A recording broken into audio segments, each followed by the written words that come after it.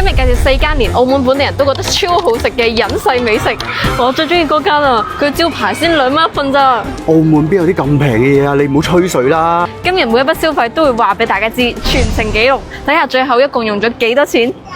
教他第一間台山街市豬腳薑 ，Hello， 做乜嘢？一件豬腳，一份豬皮，跟住1粒蛋，一共39蚊。呢間嘢嘅好處咧就可以食咩都自己揀。我唔中意食薑嘅話咧就可以唔買薑。首先試下嗰啲湯底得唔得先？佢個湯底咧係又酸又甜，但係甜味會重啲。個豬腳超腍超入味。我覺得大家一定要嗌豬皮，因為啲豬皮咧索晒啲薑醋嘅酸甜汁。總括嚟講咧，呢39蚊一大兜咧係幾抵嘅，因為佢冇鋪到薑喺入邊，同埋個味道都唔錯。如果你中意豬腳薑嘅話咧，你真係可以過嚟呢度試下。第二間台山街市嘅別味香，佢哋缽仔糕先2蚊一個咋。你咪講笑啊？澳門有2蚊嘢食嘅咩？我都唔信啊，但真係有。唔該，要一個抹茶缽仔糕，係咪2蚊啊？係啊，2蚊。咁我就自己數，真係2蚊咋。佢係好傳統嗰啲缽仔糕嚟㗎，口感煙煙韌韌，又唔會怕太甜，非常 OK。我閨蜜介紹一定要過嚟食英記嘅辣魚青豆包。哇！呢間嘢啲價錢又幾平喎。辣魚青豆包18蚊。雖然佢叫辣魚青豆包，但佢一啲都唔辣，魚香味好濃。呢個包推薦。真係好好食啊！今日嘅重頭戲金運美食，呢間嘢90幾年開到依家，差唔多30年歷史，好多明星都嚟食過。聽講佢哋嘅乳鴿號稱天下第一鴿，第一個出場泰國椰青。哇！呢度嘅椰青超甜啊！嚟呢度一定要飲佢哋嘅椰青，我去其他地方都冇佢咁正。第二個出場紅燒乳鴿，佢係號稱天下第一鴿。哇！你睇下啲水，好似多到飲湯咁喎。淨係多水冇用㗎。唔知係咪因為養到13到15日嘅妙齡乳鴿，所以嗰啲皮特別薄。哇！真係飽到產衣喎。你幾時變得咁有文化？第4個出場奄仔蟹，咩為之奄仔蟹啊？即係未成年嘅女仔。你點知佢未成年啊？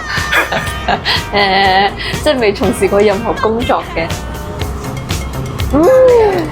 佢啲糕唔怕太硬，軟硬度適中，超級香。唔覺得你哋咁中意啲未從事過工作㗎啦？原來真係幾正喎。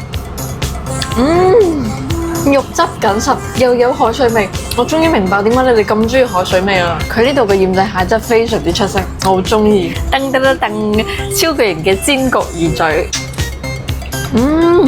佢出邊咧係好焦脆，入邊係好水潤嗰種骨膠原嘅感覺，唔係講笑。呢個煎焗魚嘴真係完全驚豔到我。我覺得嚟呢度一定要嗌煎焗魚嘴，仲要係1人1嚿。你信我啦，嚟澳門唔食呢個你真係會後悔㗎。呢個就係傳說中嘅煎焗鮑魚。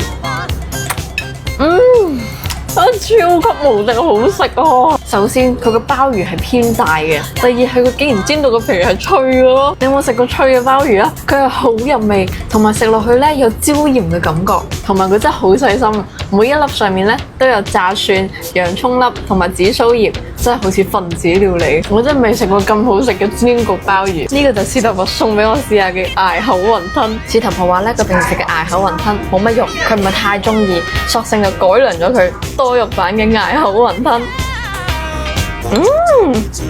我係未食過崖口雲吞嘅，但個皮咧好薄，同埋咧個餡又夠味，真係 OK。點啊，靚女，今日食咗咁多樣嘢，邊樣嘢係你最滿意咧？嗱，而家冇乜人，你可以放心講出嚟。我覺得今日有雙冠軍，一個係佢哋嘅煎焗魚嘴同埋煎焗鮑魚。嚟呢度咧，一定要嗌呢2樣嘢啊！唔係，係嚟澳門一定要食呢2樣嘢。如果唔係就後悔啊！第2名就係佢哋最出名嘅紅燒乳鴿。個老細話咧，佢哋淨係會用13到15日嘅妙齡乳鴿，所以你哋唔好以為大就代表一定好喎，細嘅都好正㗎。第3名咧係個超級多肉嘅崖口雲吞，同埋佢呢個超清甜嘅椰青。總括嚟講咧，呢間鋪嘅平均水準都係非常之高嘅，推薦。果然係接近30年嘅老店，連手寫單都係非常之傳統嘅。今日食咗咁多海鮮，咁多嘢，總共消費1260，點啊？係咪覺得好平啊？仲快啲衝！喺清州坊蓮花廣場附近有全澳門打卡最靚嘅地方。Hi，Hello。耶！哇！今日一共消費咗1314，有小食，有海鮮，仲有超靚嘅打卡點，俾你女朋友知道你度咗條咁正嘅黃金線，肯定狂督你個頭，之後讚你好叻。點解讚我之後要狂督我個頭呢？因為打者愛也，愛者就督多兩下。